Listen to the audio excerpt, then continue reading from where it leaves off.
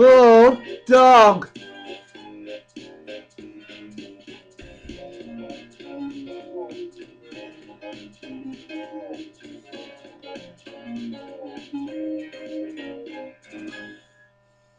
One morning, Percy was impatient. He was wearing a new coat of paint and longed for everyone to see it. The other engines were still dozing, but not Percy. "Driver should be here by now. What's he doing?" "Sleeping," grunted Gordon. "But that means I'll be late. The coaches will be waiting and the passengers will get cross." "Rubbish," puffed Henry.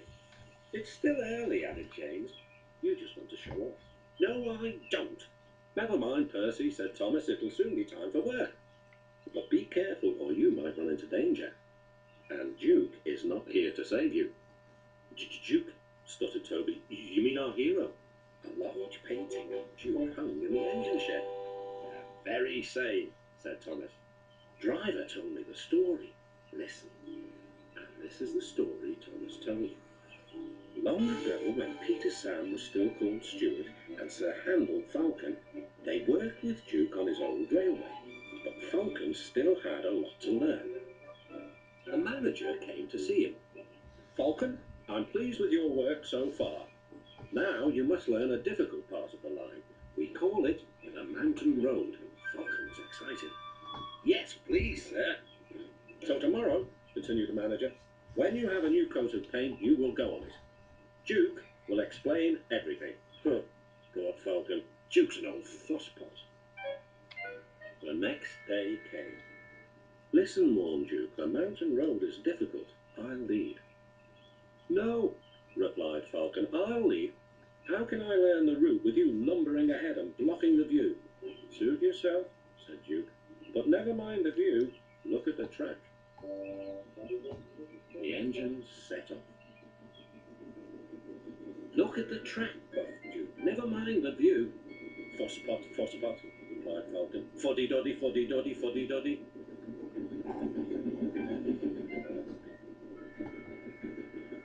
The engine's speed grew slower and slower. "Don't dawdle," urged Falcon. "No hurry, no hurry," puffed Duke. Soon they approached a tunnel. Falcon didn't like the tunnel. It was curved and he couldn't see. "I want to get out, I want to get out," he sighed. One moment everything seemed safe, then suddenly...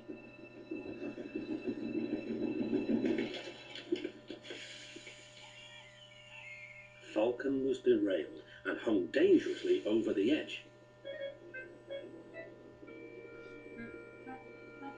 Duke bravely held on with all his strength. "Stop shaking," he called. "I can't hold you if you shake."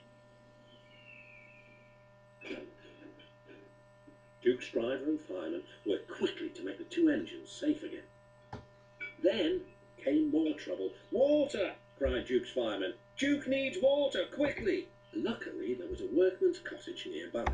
Soon everyone was passing jugs, buckets, kettles and saucepans filled with water until Duke's thirst was quenched. All the while, Duke was building more strength.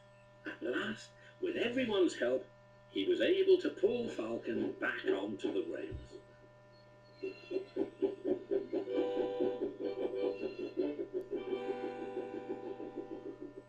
Then they started off once more.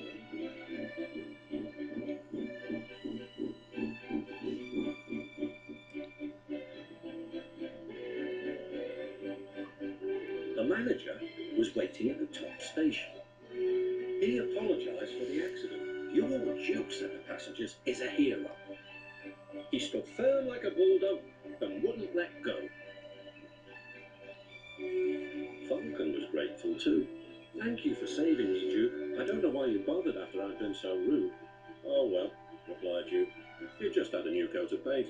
It would have been a pity if you'd have rolled down the mountain and spoiled it."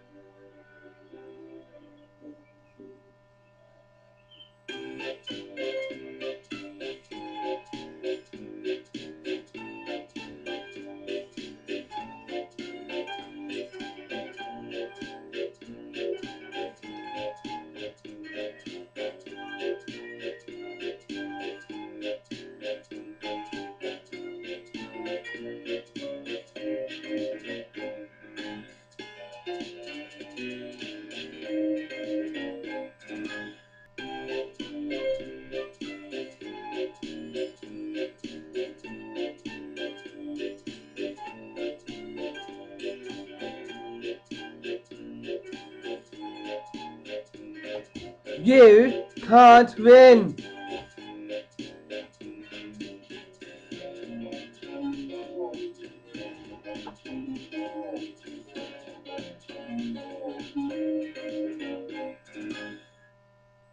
Duke is the hero of all the engines.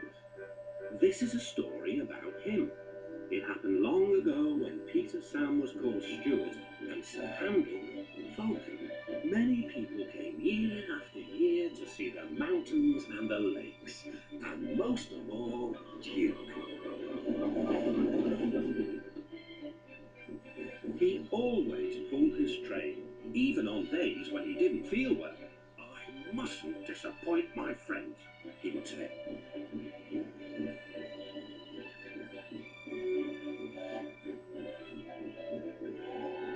Every morning he took his passengers up the line and stopped anywhere they wanted. Beep, beep, he whistled. Please be ready when I come back for you, otherwise we might miss your boat to the mainland, and that would never do.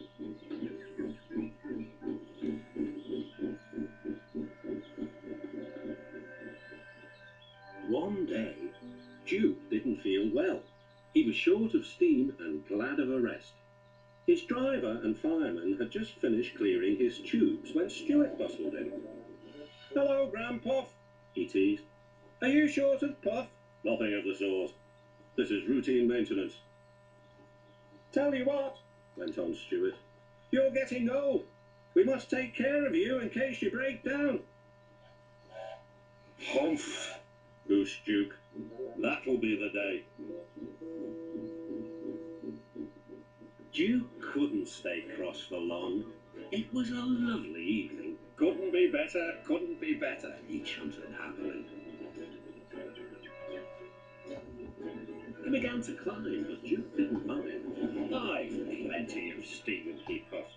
We'll be up in a couple of puffs. But soon, Duke's puffs changed to wheezes. His valves were leaking steam. It's not so easy, it's not so easy, he croaked. But I'll manage. At last they reached the station. Duke's driver examined him carefully. Anxious passengers waited for news. Duke is going to take you to the harbour, but he might be late, said the guard. So 2 engines are coming to help. You'll still catch your boat.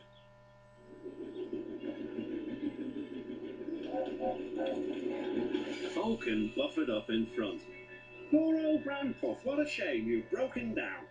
Peep, peep, pip, teased Stuart. This is the day. He was coupled on behind. Are you ready? Whistled Falcon. Yes, I am, replied Stuart. And away they went.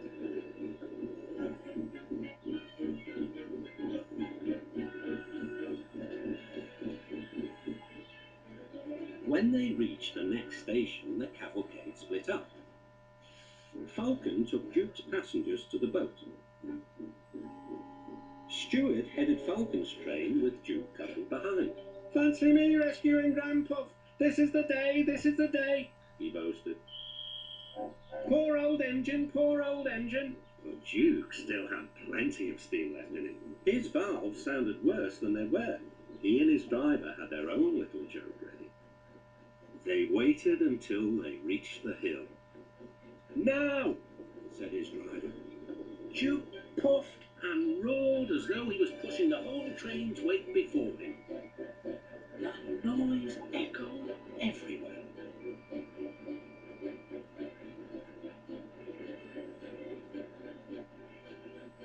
When they reached the last station, everyone cheered. What happened? Asked the boy. They don't usually need 2 engines. Well, replied his father, Stuart broke down. Duke had to help him. Sounds as if he had a hard job, too. Duke and his driver's joke had worked. Fiddlesticks! Exclaimed Stuart, and he vanished in a cloud of steam. Duke wheezed alongside. Poor old engine, he teased. It's no good, Stuart. You can't win.